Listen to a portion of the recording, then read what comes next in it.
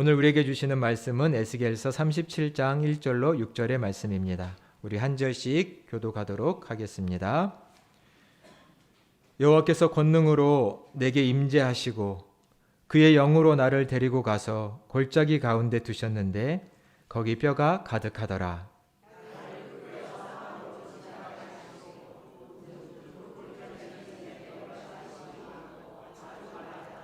그가 내게 이르시되 인자야 이 뼈들이 능히 살 수 있겠느냐 하시기로 내가 대답하되 주 여호와여 주께서 아시나이다.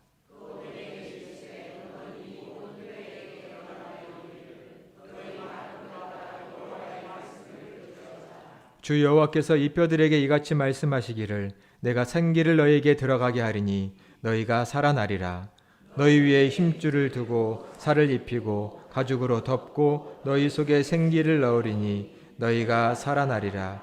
또 내가 여호와인 줄 너희가 알리라 하셨다 하라. 아멘. 하나님의 영광이 우리 평강교회를 통해서 이 지역에 가득할 줄로 믿습니다. 할렐루야. 오늘은 살아나게 하리라 라는 제목으로 여러분과 말씀의 은혜를 나누려고 합니다. 여러분, 이 세상을 살아가시면서 이 세상을 어떻게 보시나요? 이 세상은 그래도 좋아질 수 있다, 이렇게 낙관적으로 보시나요? 아니면 이 세상은, 이 인간 죄악이 많은 이 세상은 좋아질 건 아니다, 비관적으로 조금 보시나요? 요즘 젊은 청년들은 이 대한민국 사회를 가리켜서 큰 비전과 꿈을 갖지 못한다고 합니다. 불과 몇 년 전에는 이 대한민국 사회를 가리켜 헬조선 이런 말을 썼습니다. 여러분 들어보셨나요? 헬조선? 헬이란 말은 지옥이란 뜻이죠. 이 대한민국 땅이 지옥같이 별 가능성, 가망이 없는 땅이다, 사회다, 이런 말들을 젊은이들이 썼습니다.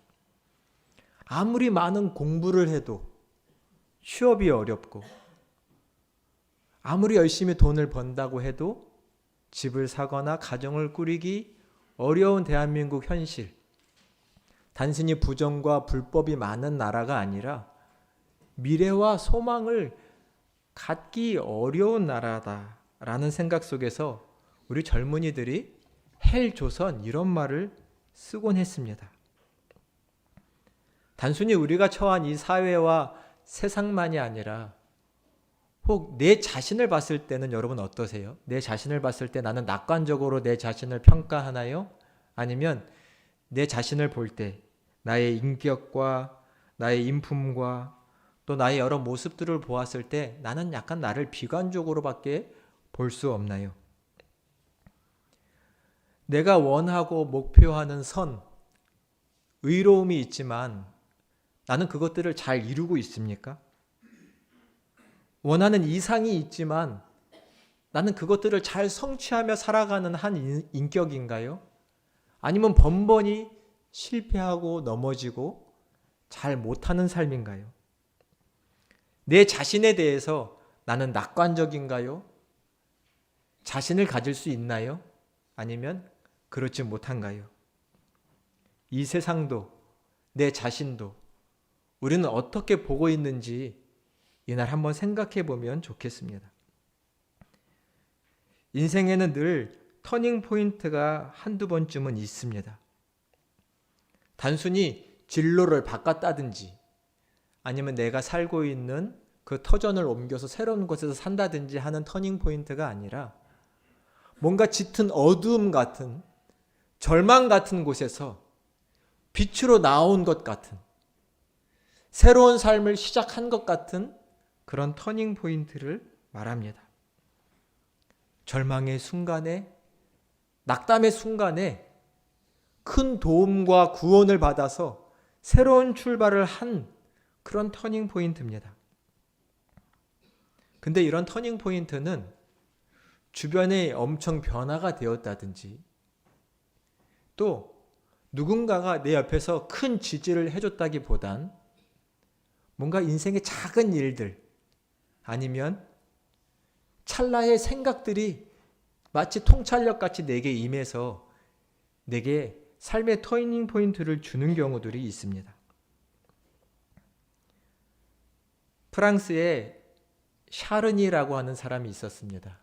그는 나폴레옹 황제의 미움을 받아서 감옥에 갇히게 됐습니다. 감옥에 갇히다 보니 친구들과 가족들이 자주 면회를 오며 위로해 주었지요. 근데 그가 감옥에 갇혀 있는 시간들이 길어지자 점점 발걸음들이 뜸해지더니 그를 찾는 사람들이 점점 없어졌습니다. 심지어는 가족들도 잘 찾아오지를 않았습니다. 숱한 시간 속에 그는 낙담하고 좌절한 마음 속에 그가 혼자 갇혀있는 그 독방의 벽에다가 돌로 이렇게 새겨 넣었습니다. 아무도 나를 돌보지 않는다. 아무도 나를 돌보지 않는다. 여러분 이런 마음 가져보신 적 있어요? 그의 마음이 얼마나 낙심했는지를 알 수 있죠. 그의 소망이 완전히 꺼져 있는 상태라는 것을 알 수 있습니다. 이렇게 감옥에서의 시간들을 보내고 있는데 어느 날 갑자기 감옥 바닥에 있는 이 돌 틈 사이에서 작은 새싹이 하나 자라나는 겁니다. 놀랍지요? 그 차가운 감옥인데. 새싹이 돋아나더니 그것을 보면서 갑자기 이 샤르니는 자기에게 매일 배급되는 물의 조금을 그 풀의 새싹에 부어주기 시작했습니다. 조그만 감옥 창살로 들어오는 작은 햇빛과 그 물을 먹더니 이 싹이 자라나기 시작합니다. 그러더니 이 바닥에 있는 풀이 꽃봉오리를 맺더니 꽃을 피웁니다. 이 어두컴컴한 감옥 안에서 자란 이 꽃, 여러분 한번 상상을 해보세요. 얼마나 이쁠까요? 샤르니는 이 꽃에 물을 주며 이 풀을 키우며 갑자기 그의 마음에 소망이 생깁니다. 그리고는 벽에 자기가 써놓은 아무도 나를 돌보지 않는다라고 한 그 글귀를 지우더니 이렇게 썼습니다. 하나님께서 나를 돌보신다. 이 작은 풀 하나, 꽃 한 송이를 보더니 그는 하나님이 자기를 돌보신다고 느꼈습니다. 감옥 안에서 꽃을 키우는 사람이 있다라는 소문이 갑자기 퍼지더니 이 소문이 나폴레옹의 아내 조세핀에게까지 들려지게 되었습니다. 그리고는 이 샤르니가 억울한 일을 당해서 누명을 쓰고 황제의 미움을 받아 이 감옥에 갇혀 있다는 것을 알게 되었고 그가 곧 풀려나게 되어서 새 인생을 살기 시작했습니다. 작은 풀, 작은 꽃 한 송이에서 그는 소망을 갖게 되었고 그의 인생이 전환되게 되었습니다. 어쩌면 우리의 삶은, 낙담한 우리의 삶은 작은 것 속에 담겨있는 하나님의 신비, 하나님의 음성을 들을 때 변화되는 것입니다. 오늘 본문을 보면 200년 동안이나 유대 백성을 향해 하나님께서 이사야, 예레미야 여러 선지자를 통해서 너희는 내게 돌이키라고 하나님께서 말씀하셨습니다. 근데 그들은 돌이키지 않았습니다. 정치적, 경제적 그 죄악에서 돌이키지 않았고 힘 있는 자들은 없는 사람들을, 부자는 가난한 사람들을 억압하고 핍박했지만 그들의 부정을 버리지 않아서 결국 유다 백성은 바벨론 느부갓네살에 의해서 패망하고 말았습니다. 나라가 쑥대밭이 되었고 그 정도가 아니라 그 많은 사람들이 바벨론이라는 나라에 끌려가서 포로 생활을 해야 했습니다. 오늘의 말씀을 전한 에스겔 선지자도 그 당시에 끌려가서 포로 생활을 했습니다. 포로 생활을 하는 에스겔에게 또 포로의 처지에서 무던히도 고단하고 억압받고 있는 유다 민족에게 오늘 주신 말씀은 한 가지의 환상입니다. 하나님께서 에스겔에게 환상을 보여주시는 것이죠. 우리 1절과 2절의 말씀을 같이 봉독해 보겠습니다.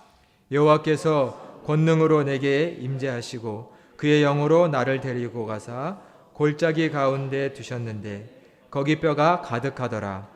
나를 그 뼈 사방으로 지나가게 하시기로 본즉 그 골짜기 지면에 뼈가 심이 많아 아주 말랐더라. 아멘. 하나님의 권능으로 내게 임하셨다. 성서의 표현은 하나님의 손이 내 위에 임하셨다라고 히브리어에 써 있습니다. 그리고 그 영이 나를 이끌어 한 골짜기에 이르렀는데 그 골짜기는 어떤 골짜기인가요? 뼈가 가득한 골짜기입니다. 뼈가 사방팔방 동서남북 가득하게 뼈가 있습니다. 그리고 그 뼈는 아주 오래되어서 말라있다라고 말합니다. 사람들의 시신이 있으면 그 시신을 거두어주고 그 뼈가 있으면 묻어주는 것이 예의죠. 근데 너무나 많은 뼈, 너무나 처참한 상황 속에 그대로 있습니다. 처참한 상황입니다.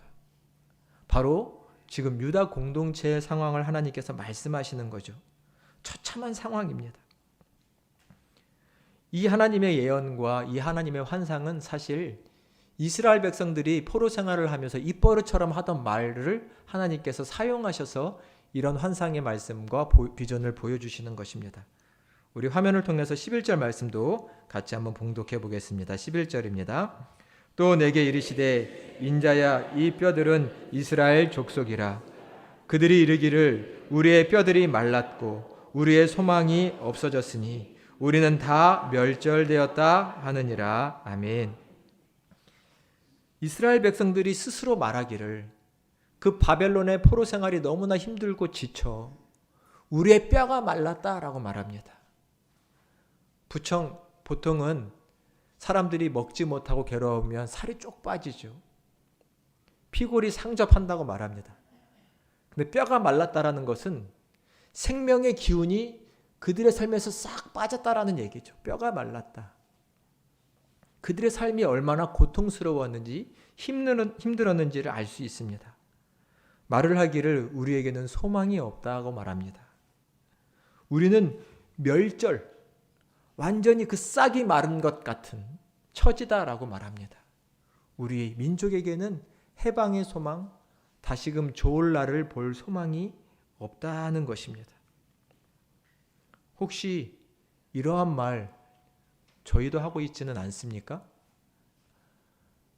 우리나라는 글렀어. 우리의 가정은 더 이상 소망이 없어. 내 삶에는 이제는 어떠한 가능성도 없어. 나는 더 이상 힘을 내볼 수도 없을 것 같아. 좌절하고 낭망한 그 말을 우리도 하고 있지는 않은지 한번 돌아봐야 할 것입니다. 유대인들이 지금 그렇게 말했습니다.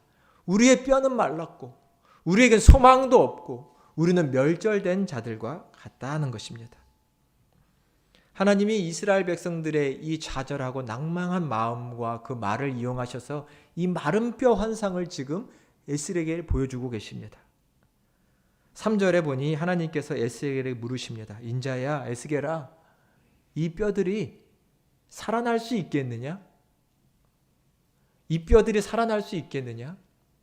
만약 하나님께서 우리에게 이런 환상을 보여주시고 물으신다면 저희는 어떻게 대답하실 건가요? 하나님, 능히 이 뼈들이 살아날 줄로 믿습니다. 이렇게 믿음으로 말하실 수 있을까요? 오늘 에스겔을 보니까 그렇게 말하기보다는 하나님, 주께서 아십니다 라고 에스겔이 말합니다. 이 뼈들이 살아날 수 있을지 없을지 주님이 아십니다 라고 에스겔이 말합니다. 에스겔은 유다 백성이 이 바벨론에서 겪은 포로의 생활의 고통을 제3자가 구경하듯이 겪은 게 아니라 자기도 그 바벨론 땅에서 똑같은 포로 생활을 하면서 그 아픔을 겪고 있습니다. 그는 그 아픔을 모르는 자가 아니라 아픔을 알고 있는 자입니다.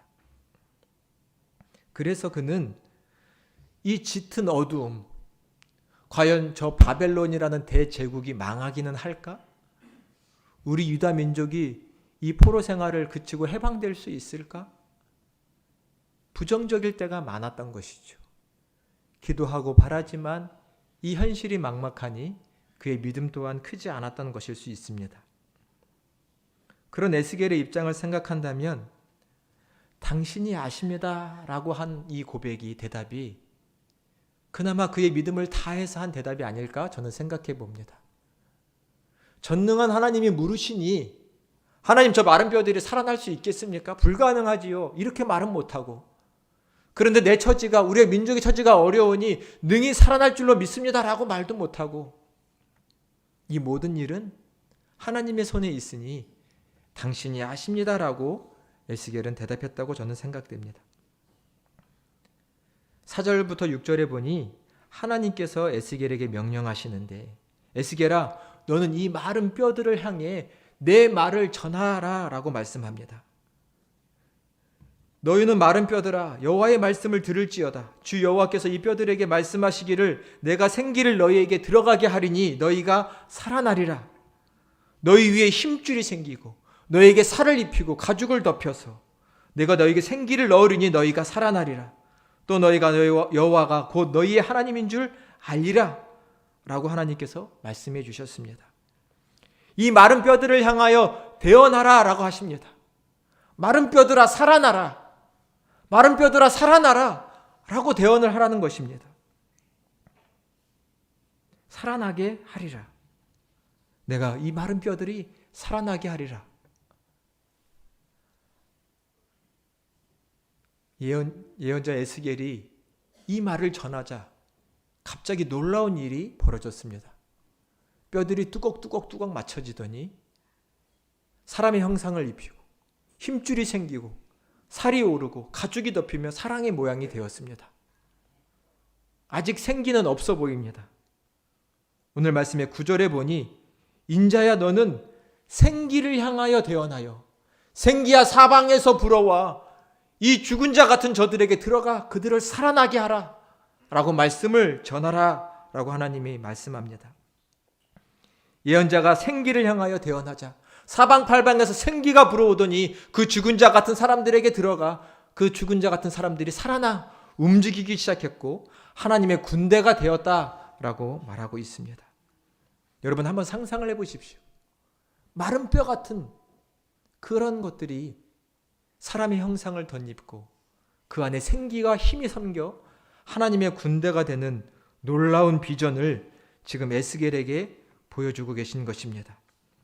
이것은 곧 포로로 생활하고 있는 유다 민족이 해방되어 다시금 약속의 땅으로 돌아가 하나님의 백성으로 살 수 있을 것이라는 하나님의 약속을 주시는 것입니다. 지금 우리에게 필요한 것도 바로 이러한 비전, 이런 말씀이 아닐까요? 여러분, 각자에게는 이런 하나님의 말씀과 비전이 있으신가요? 내가 너를 살려주리라. 너희 가정을 살려주리라. 하나님의 말씀과 비전이 우리에게 있나요?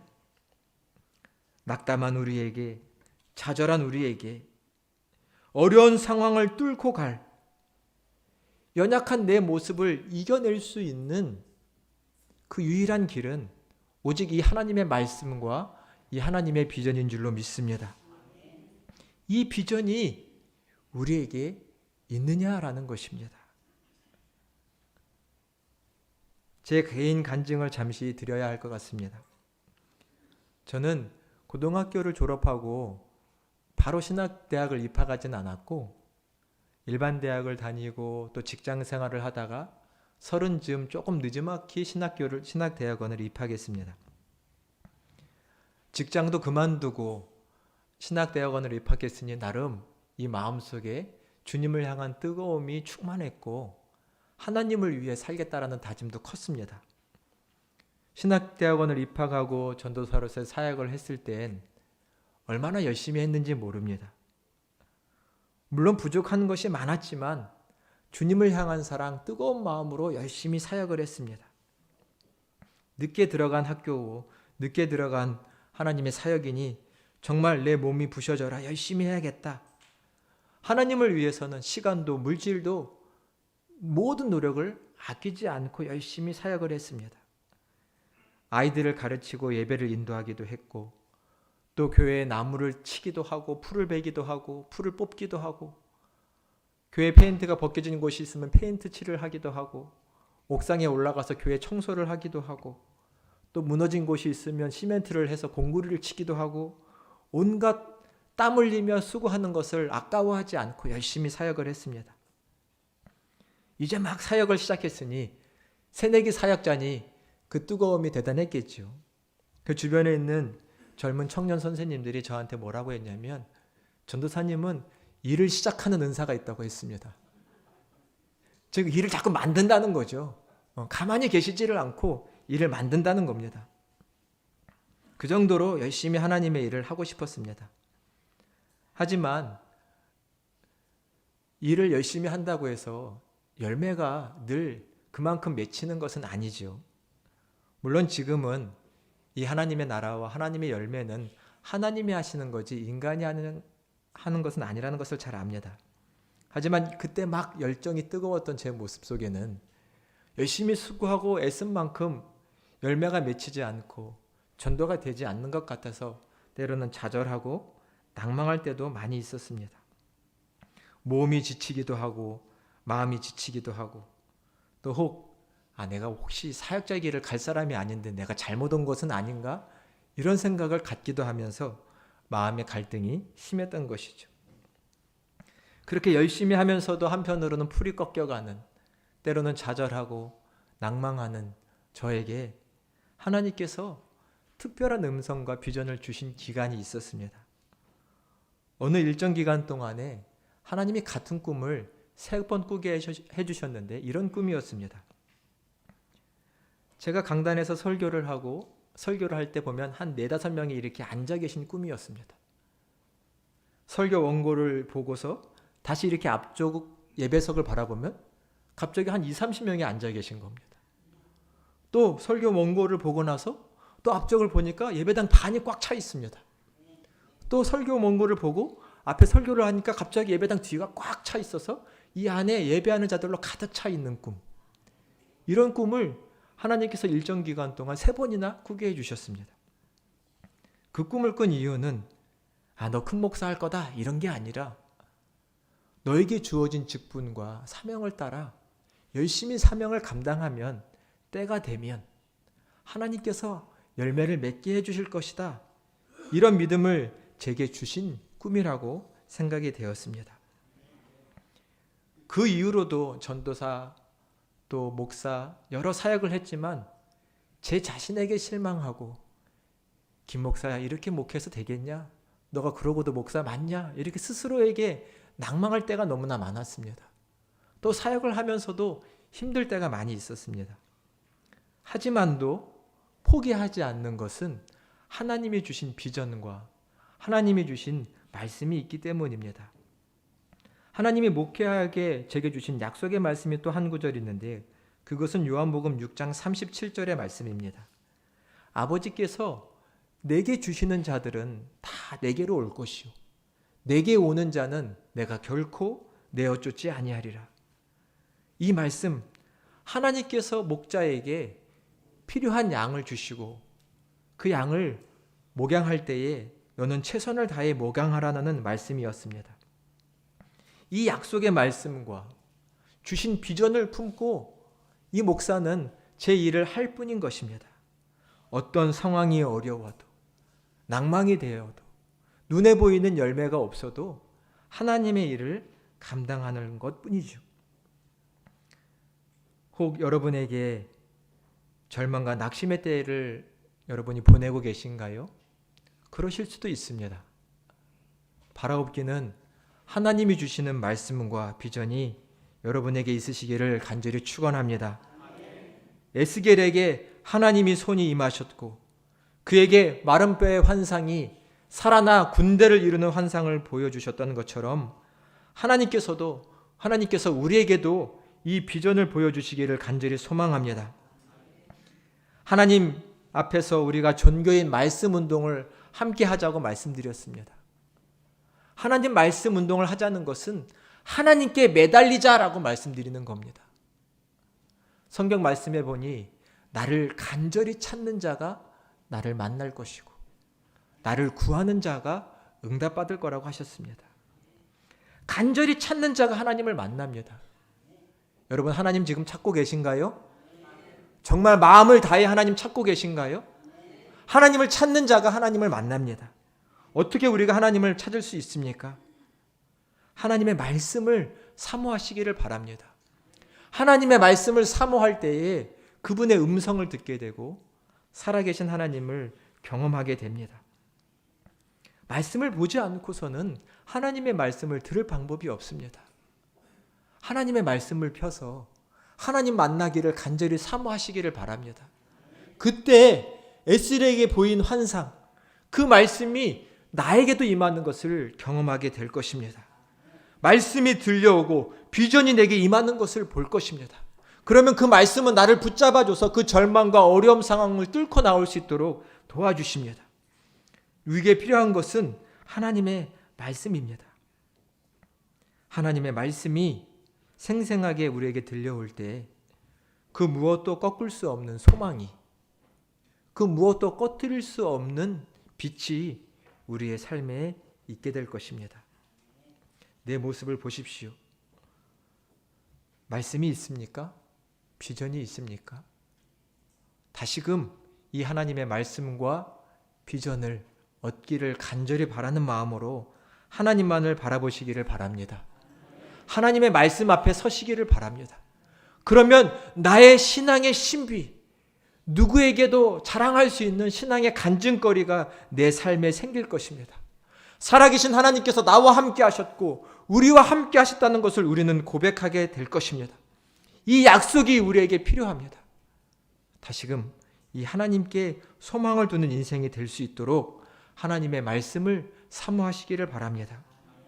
약속이 있는 삶은 마치 배가 그 닻을 내려서 파도가 치고 바람이 불어도 요동하지 않는 것처럼 인생의 여러 풍파 속에서도 흔들리지 않는 인생이 될 것입니다.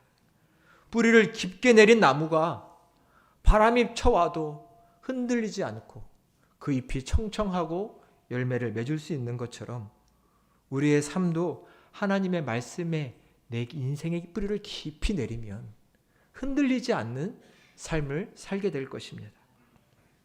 사랑하는 여러분, 오직 우리는 이 하나님의 말씀에 우리의 삶의 뿌리를 내리고 살아계신 하나님의 음성을 들어야 될 줄로 믿습니다. 이 음성을 들으시는 저와 여러분, 그래서 하나님의 비전과 소망을 품고 믿음으로 담대히 나아가시는 저와 여러분이 되시기를 간절히 축원합니다. 기도하겠습니다. 은혜와 사랑의 하나님, 감사드립니다. 마른 뼈들에게 주님의 말씀이 임했을 때에 살아있는 하나님의 군대가 되었습니다. 하나님, 그 놀라운 말씀을 우리에게 허락하여 주시옵소서. 하나님, 그 비전을 우리의 심령에 허락하여 주셔서 오직 믿음과 소망으로 살아가는 귀한 자들이 되게 하여 주시옵소서.